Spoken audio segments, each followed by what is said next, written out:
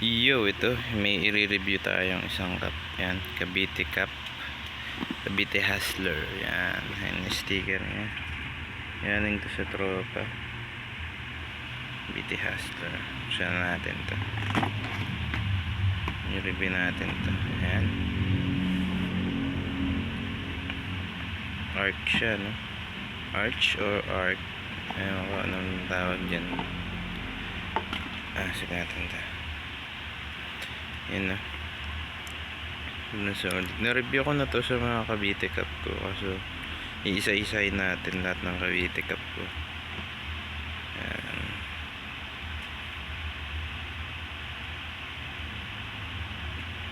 Meron siyang parang sobrang wala siyang etiketa sa loob.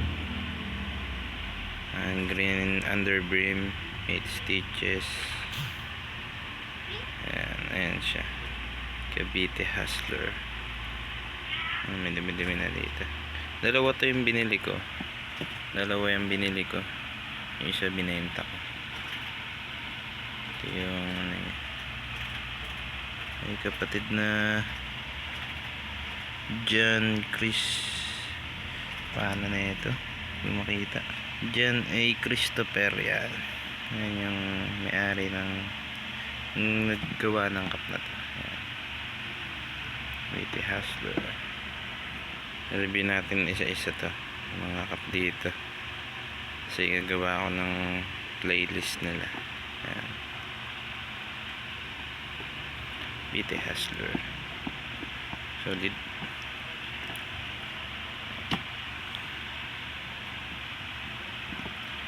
Kukolek nga pala ako ng mga Cavite Cup. Yan.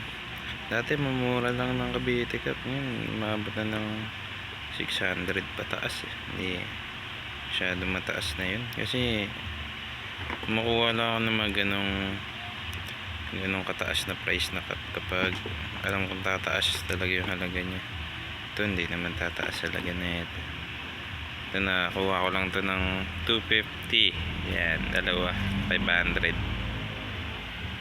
sa tropa natin.